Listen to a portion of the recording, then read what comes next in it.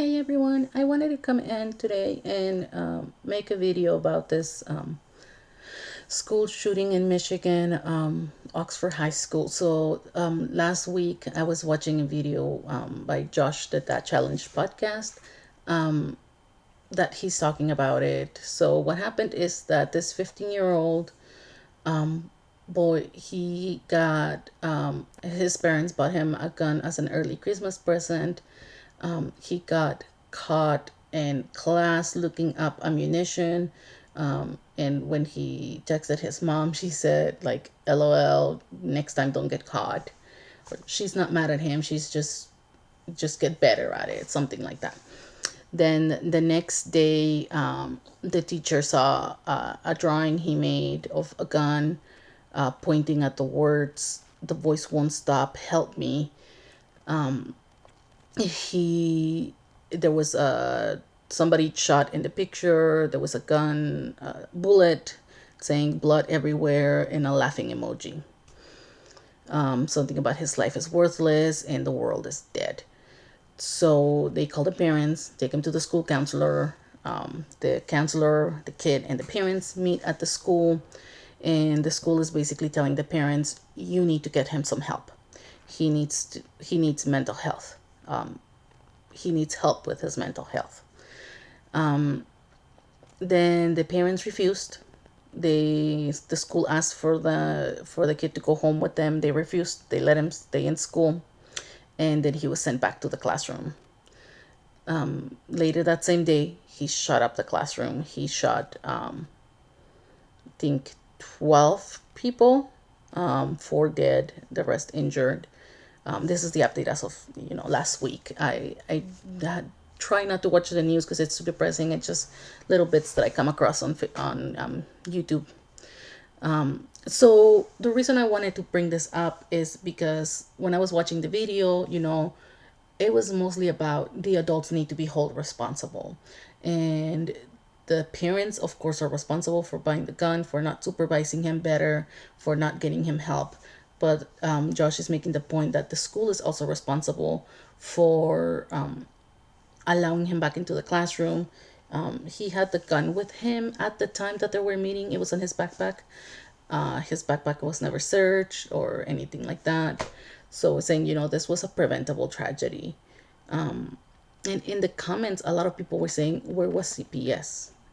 The school should have called CPS. So that's the part that I wanted to comment on because, as you guys know, the ones that follow me, I'm a CPS worker, and I made this channel to kind of give some information and like cover things from the perspective of a social worker.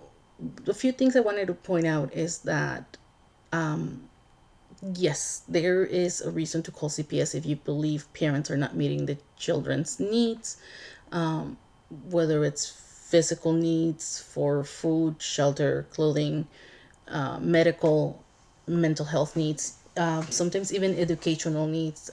The one's more rare, as well as the medical needs. But if it's bad enough where the child is being severely affected and the parents are failing to do their part, then that might warrant a call to us. I mean, anytime there's a concern, make a call, and then somebody will decide if there's something that can be done about it.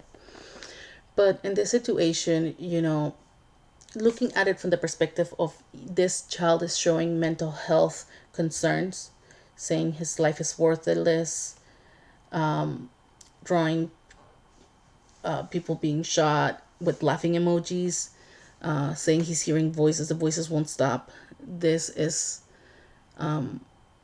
something that needs attention. So the way that this would be handled, where I live in California, we have a section of the law that covers people that are a danger to themselves and others. So what the school should have done or would have done here is call 911. They send out, sometimes a police officer, sometimes they straight out send out the team to assess for mental health, to figure out, what's going on. If they do see that he's a danger to himself or other people, they would commit him to a hospital involuntarily. So that's what we call the 5150 hold here. So at that point, at the point that he's determined to be a danger to somebody, he is not alone with anybody else. Like, he's under guard until he's able to be admitted to a hospital. The CPS should be getting called, right?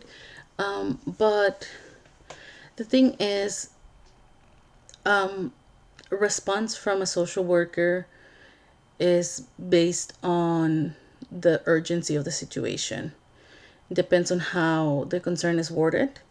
Of course, if there is, in the situation where there's an immediate concern for safety, the 911 should be called. So, assuming, that's not the situation, let's assume that nobody knows anything about the gun. It's just a drawing and his call for help.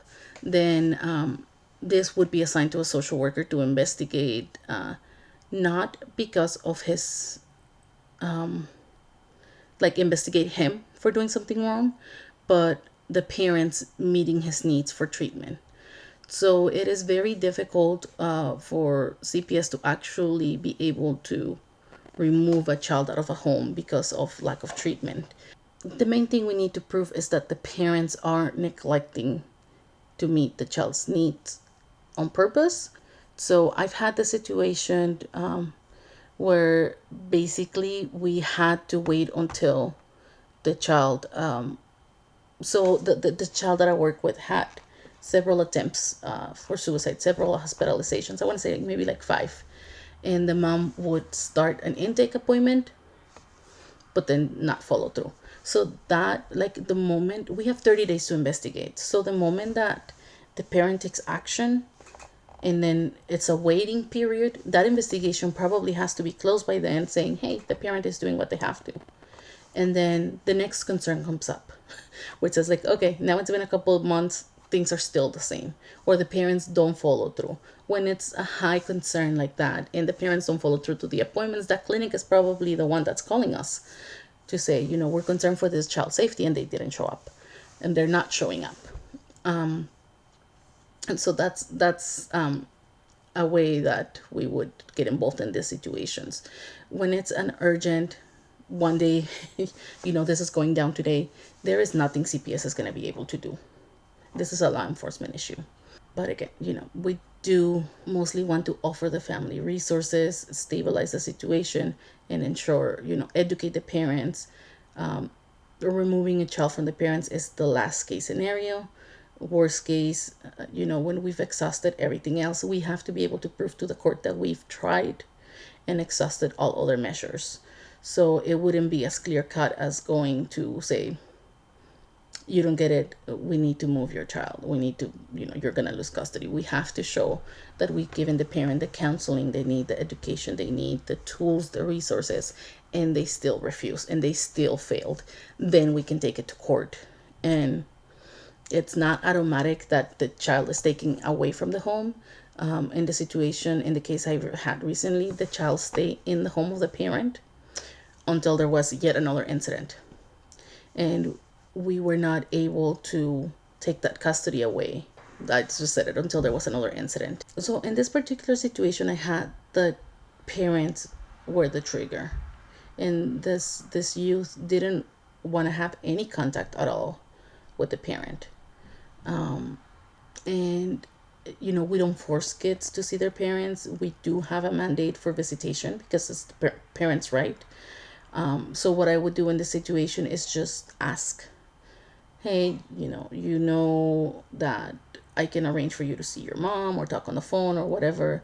Are you sure you still don't want to? So that would be part of my monthly check-in, and then just document my efforts to facilitate it. I'm not going to physically grab a kid and drag them to see their parent. But it's not my call to make, to say this parent doesn't deserve visits. So for a child that's adamant, I do not want to see them. Sometimes I've had situations where we just leave it at that. I'll just ask you, you tell me no, we're good. This 12-year-old said, no, I don't want you to keep asking me. Every time you ask me, I start thinking about her and it triggers me, and that's not good. I don't want to have that stress of you asking me every month if I want to see my mom. So what we had to do is get her attorney on board first, Then we had the therapist write us a letter of why is this visitation a problem for her. And then we had to take it to court, have an actual trial on it where the parent is giving their perspective, the kid's attorney is giving their perspective, because the kid doesn't want to be present when mom's in the same room, right? And us, saying, we agree with this kid, this is what we've done, this is what's the circumstances are. I had to explain, the mom's progress, the plan I have, that I've explained to the kid, that I've explained to the parent, that this would be a temporary hold until, I asked the kid, what would make you feel safer? What does mom have to show you so that you feel comfortable in the future?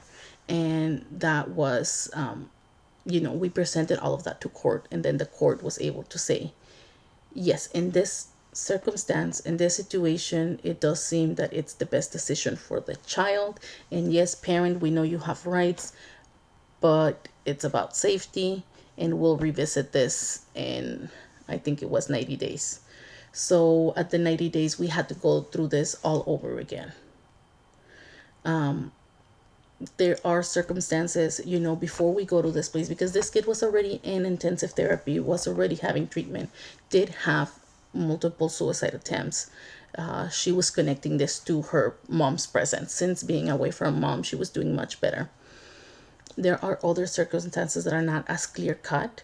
Usually they want us to try to have family therapy, have the visitation be in a therapeutic setting instead of just, phone calls or talking to mom or whatever it is, to have actually a meeting with the therapist, to try to work out why, to try to encourage the child to see the parents.